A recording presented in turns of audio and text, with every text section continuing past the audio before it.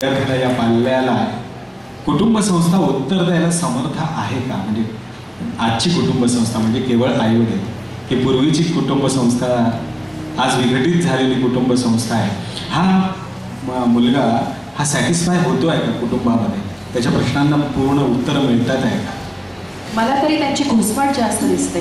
अच्छा. आणि पूर्वीच्या घराघरांमधून जेव्हा संवाद साधायला कोणी ना कोणी असायचं, म्हणजे आत्या असायची, कोणी मावशी असायची, कोणी काकू असायची, किंवा दादा असायचा, मामा असायचा, काका असायचे, त्या सगळ्यांशी त्यांना हे बोलता यायचं, त्यांची घुसमट सांगता यायची.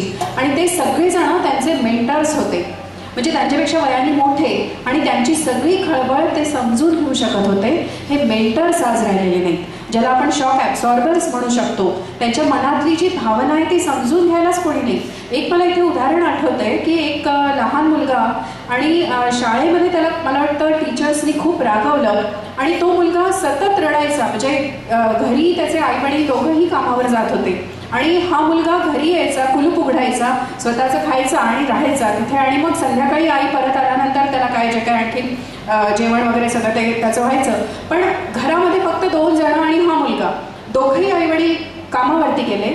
आणि एक दिवस जेव्हा ते परत आले तेव्हा घराच्या वरच्या मजल्यावरती, आपण सगळ्यांनी ही रिपोर्टेड केस आहे, आपण सगळ्यांनी हे वाचलेलं आहे की त्या मुलांनी आत्महत्या केली होती. 7वीतला मुलगा, 7वी-8वीतला मुलगा. असं काय झालं होतं की त्यांनी हे एक्स्ट्रीम स्टेप घेतलेली. याच्यावरती जेव्हा आम्ही त्याच्या घरी व्हिजिट केली, आम्ही स्टडी केला त्याचा, तेव्हा आमच्या लक्षात आलं की तो मुलगा, त्याला जी शाळेमध्ये जी एक घुसमट होत होती, त्याची मानहानी जी झाली, की इतरांसमोर त्याचा अपमान केला गेला, त्या अपमानाचं त्याला दुःख जे होतं ते दुःख त्याला कोणाशी सांगता आलं नाही, ते वाटता नाही आलं. घरी जर कोणी असतं, आजी असती, तर तिला त्याचे सुजलेले डोळे दिसले असते. कदाचित काकूने त्याला विचारलं असतं की काय तू आज जेवला का नाही? तो जेवला नाही हे सुद्धा कोणाच्या लक्षात आलं नाही. म्हणजे 2-3 दिवस त्यांनी स्वतःची उपासमार केली. भावनिक उपासमार सगळ्यात जास्त होती, आणि त्याच्यातून ती आत्महत्या घडली.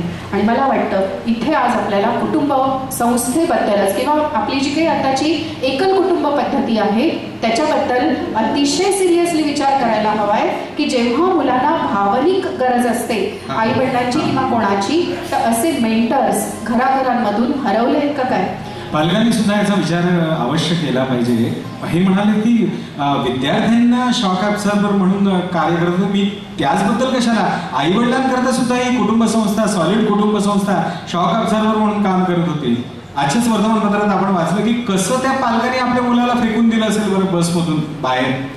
म्हणजे काय झालं असेल नेमकं. आज आई वडील घरात भांडताना सुद्धा अफाट भांडण केल्या जातात की त्याला काही मर्यादाच नसते.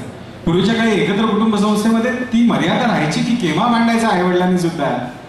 मग यातून मात्र त्या लहानग्याच्या मनात प्रश्न निर्माण होणार, आणि मग कदाचित त्याचे प्रश्नांची उत्तर देण्यास आपण असमर्थ करतोय की काय असं वाटतं.